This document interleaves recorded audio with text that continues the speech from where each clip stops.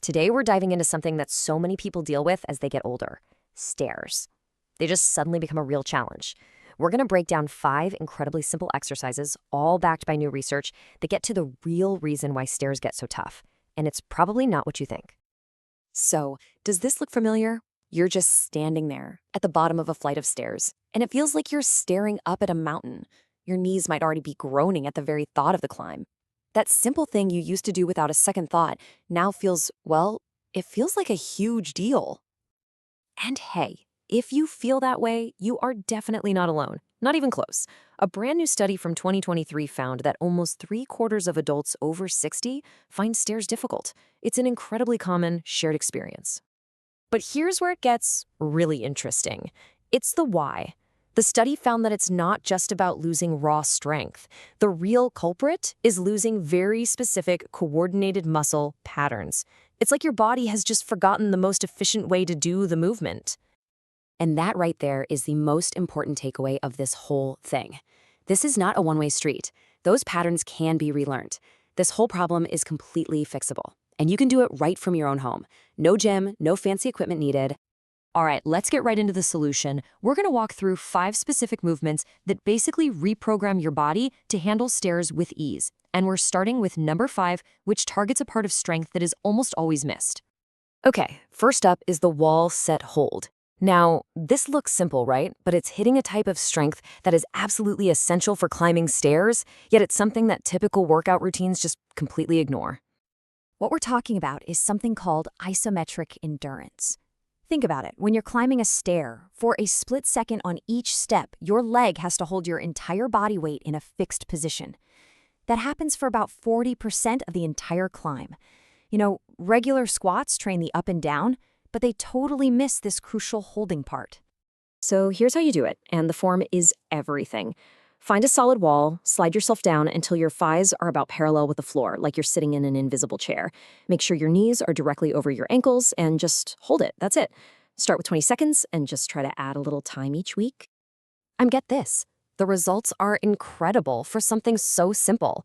A University of Michigan study found that people who did this for just 90 seconds a day increased their stair climbing speed by 34% in only 6 weeks. That's a huge improvement. Okay, so we've covered that holding strength. Now let's move on to the next piece of the puzzle, building the specific control you need for every single step you take, whether you're going up or coming down. All right, this next one is going to sound a little backward, but stick with me. We all think we need to practice stepping up to get better at stairs, but the research actually shows it's way more important to practice stepping down. And here's why. It's because of something called an eccentric contraction. That's just a fancy way of saying your muscle is working while it's lengthening, like when you're lowering something heavy. Going downstairs requires 3 times more of this kind of control than going up. And guess what? It's the first type of muscle control we tend to lose as we age. So the really important part here isn't just stepping down. It's that slow, controlled, 3-second lowering phase. That's where all the magic is. You're not just letting your foot drop. You're actively resisting gravity all the way down. That's what rebuilds that essential control. Okay, next up, let's talk about that wobbly feeling, that unsteady feeling that can make stairs feel so nerve-wracking.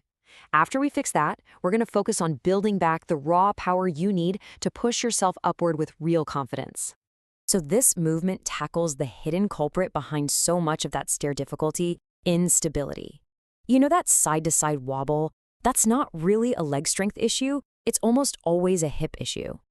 See, you have these muscles on the sides of your hips called hip abductors. They're the unsung heroes of your stability. And check this out. A study from Northwestern University found that people with strong hip abductors were 71% less likely to need the handrail. I mean, think about that. That is a massive, massive difference.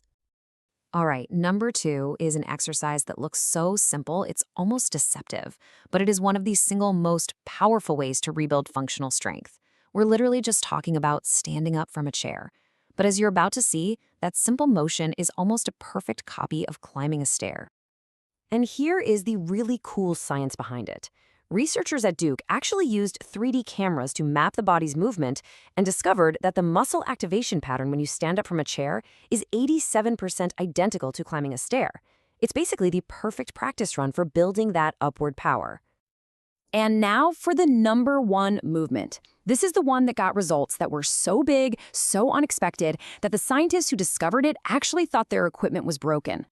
I mean, what if I told you that one single, simple movement could make you climb stairs 67% faster in just 8 weeks? The results were so off the charts that the Stanford researchers just couldn't believe their own data. They actually reran the entire study 3 separate times because they were convinced they'd made a mistake, but the results came back the same every single time.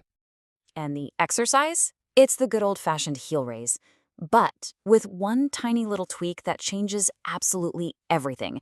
A strategic 3-second hold right at the very top of the movement. Here's the key. You rise up as high as you possibly can on your toes, and at that absolute peak, you squeeze and you hold it for 3 full seconds before you slowly lower back down. It's that specific hold that flips the switch on the exact power fibers you need to push yourself up a flight of stairs. So what does this all look like when you put it all together? Well, it's not just a random list of exercises.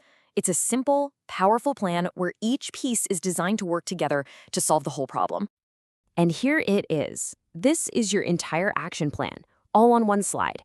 Each exercise hits a different, crucial part of climbing stairs. And look at the time commitment. We're talking less than 20 minutes, just every other day.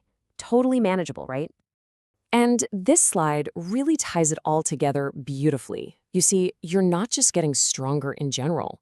You're rebuilding the complete pattern: endurance, control, stability, strength, and power. All of it.